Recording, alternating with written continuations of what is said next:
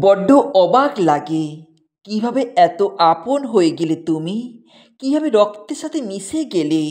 প্রতি সেকেন্ডে সেকেন্ডে তোমায় মনে পড়ে, কিভাবে তোমায় এত ভালোবেসে ফেললাম, কিভাবে এত মায়া জমে গেল। এই মায়া যেন কোনোদিনও শেষ হওয়ার নয়। বড্ড অবাক লাগে না? কাউকে অতটা মূল্য দিতে নেই যতটা মূল্য পেলে কেউ অহংকারী হয়ে ওঠে। কারণ সবাই যে মূল্য দেওয়ার মূল্যায়ন করতে জানে না। মূল্য এক অমূল্য সম্পদ, যা টাকায় কেনা যায় না। টাকায় হয়তো বাঘের চোখও কেনা যায়, কিন্তু হৃদয়ের মূল্যায়ন, সেটা তো কোথাও বিক্রি হওয়ার না। কারণ মায় অতটা ডুবে যেতে নেই যতটা মায়ায় ডুবে গেলে নিজেকে নেশাগ্রস্ত মনে হয়। আর সেই নেশা যদি একতরফা হয়, তবে সেই নেশাখোর আখ্যা দিয়েই যে মানুষটি চলে যায়, বিনা সংকোচে দ্বিতীয়বারও ভাবে না। সত্যি তো কোনো নেশাই ভালো নয়। কাউকে অতবার আটকাতে নেই যতবার আটকালে সে নিজেকে হ্যাংলা ভাবে, থাকার চেষ্টাটুকুও করে না এখন। কারণ তাকে কেউ বারবার ধরে রাখছে বলেই সে নিজের গুরুত্ব বাড়িয়ে দেখে।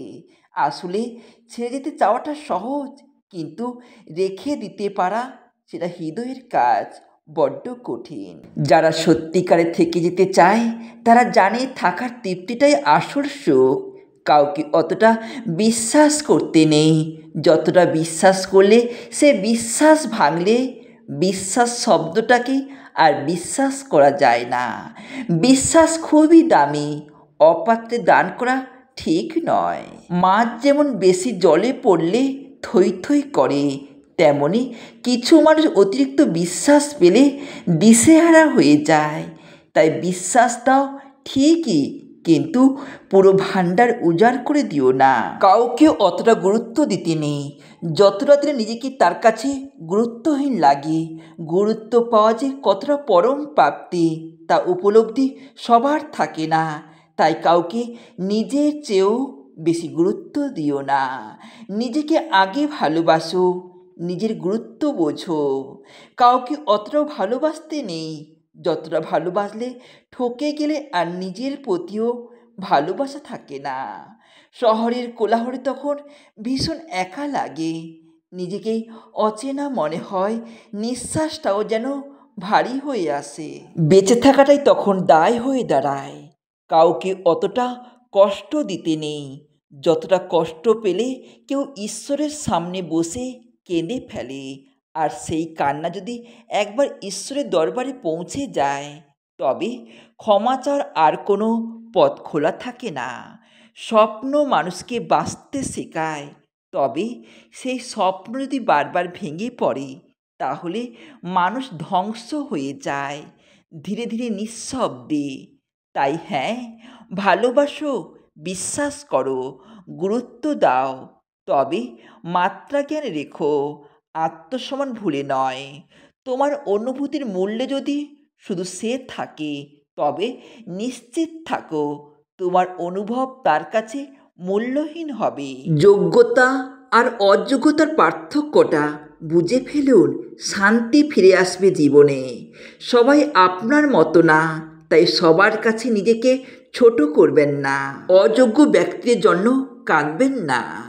যে মানুষ আপনাকে গুরুত্ব দেয় না, তার কাছ থেকে গুরুত্ব পাওয়ার আশা করা নিজের আত্মমর্যাদাকে ছোট করার নামান্তর। তারা হয়তো আপনাকে মিথ্যা স্বপ্ন দেখাবে, কিন্তু সুযোগ পেলেই আপনাকে ছেড়ে চলে যাবে, আজ নয়তো কাল।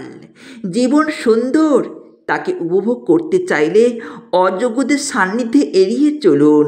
তারা নিজেরাই অস্থির, তাই আপনার জীবনে শুধু বিশৃঙ্খলা আনবে।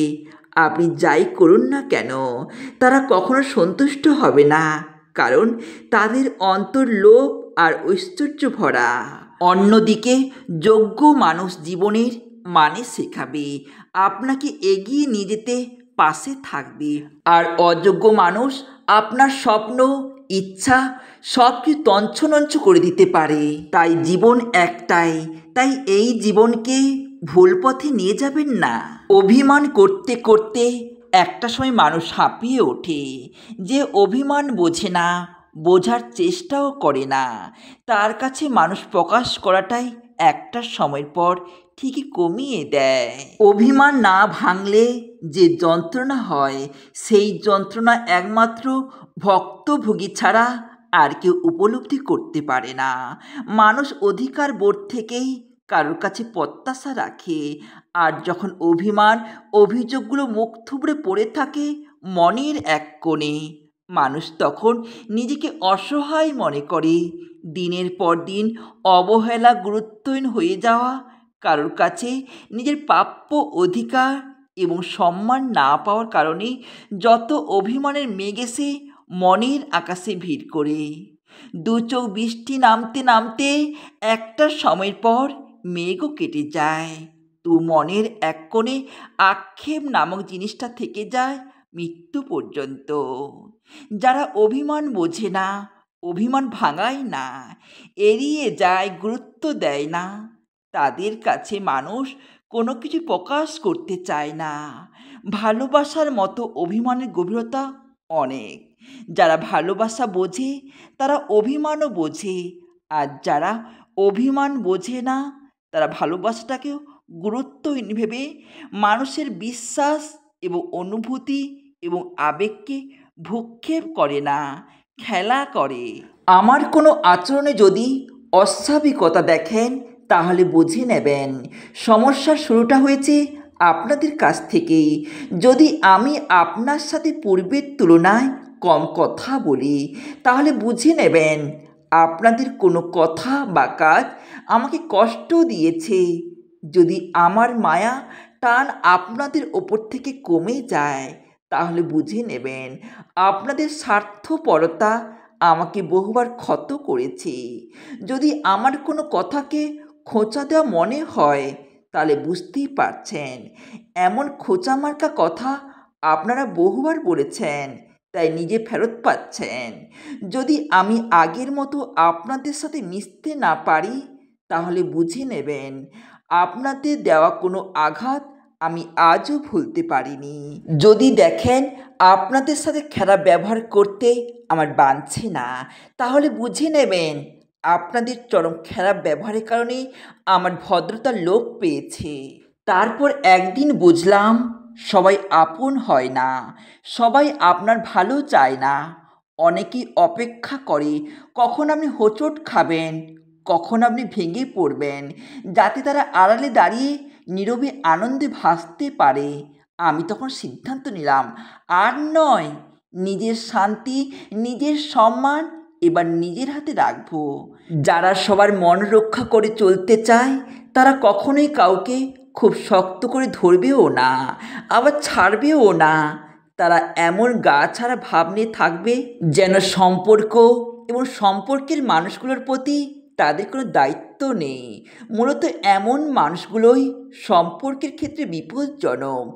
এমন মানুষের উদাসীন আচরণ কিংবা স্বভাবের কারণেই যখন আপনি নিজে দূরে সরে যেতে চাইবেন তখন সে আপনাকে ফের কাছে টেনে নেবে, কাছে টেনে নিয়ে আরও দ্বিগুণ অবহেলা করবে, দ্বিগুণ মানসিক যন্ত্রণা দেবে।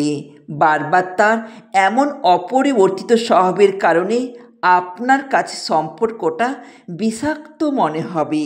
সবচেয়ে আশ্চর্যের ব্যাপার হচ্ছে পৃথিবীতে এত শত মানুষ থাকতে যখন আপনি ঠিক একটা মানুষের প্রতি আসক্ত হয়ে যাবেন তখন সে আপনাকে বুঝবে না। আপনার অসহায়তা, নীরব কান্না তার হৃদয় স্পর্শ করতে পারবে না। সম্পর্কে ভালোবাসা চাইতে আজকাল প্রয়োজন বেশি প্রাধান্য পায়, আর যখন প্রয়োজন ফুরিয়ে যায় তখন এক পক্ষ নিজের দিক থেকে ঠিকঠাক থাকলেও অপর পক্ষ নিজেকে ফিরে পায় না। নির্দিষ্ট একটা বয়সের পরে আপনার কোনো কিছু ভালো লাগবে না, কিছুই না। মাঝে মাঝে নিজেকে নিজের কাছে অসহায় লাগবে। হ্যাঁ, জীবনে একটা সময়ের পরে আপনার চারপাশে সব কিছু অসহ্য যন্ত্রণার কারণ মনে হবে। কারোর কথা ভালো লাগবে না, শুনতে ইচ্ছে করবে না কারো দুঃখ থেকে সুখের গল্প। নিজেই যেখানে নিজের কাছে অসহ্য সেখানে অন্যকে নিয়ে ভাবাকে বিলাসিতা মনে হবে। সম্পর্কের সবচেয়ে জরুরি বিষয়টা কি? ভালোবাসা? না, সেটা পরেই আসে। সবচেয়ে জরুরি হলো যোগাযোগ। একটা সম্পর্ক তখনই বেঁচে থাকে যখন দুজন মানুষ নিয়মিত কথা বলে, একে অপরকে সময় দেয়, মন খুলে শোনে আর বোঝার চেষ্টা করে। দূরত্ব কোনো সমস্যা নয় যদি আত্মার দূরত্ব না হয়। হাজার মাইল দূরে থেকেও মানুষ কাছে থাকতে পারে যদি তাদের মধ্যে প্রতিদিন একটা আমি আছি বলা হয়। প্রতিদিনে সে ছোট্ট ছোট্ট খোঁজ, কেমন আছো, আজ কি করলে, খেয়েছো, এই কথাগুলোর মধ্যেই লুকিয়ে থাকে সম্পর্কের অক্সিজেন। এই কথাগুলো বন্ধ হয়ে গেলে সম্পর্ক নিঃশ্বাস নিতে ভুলে যায়।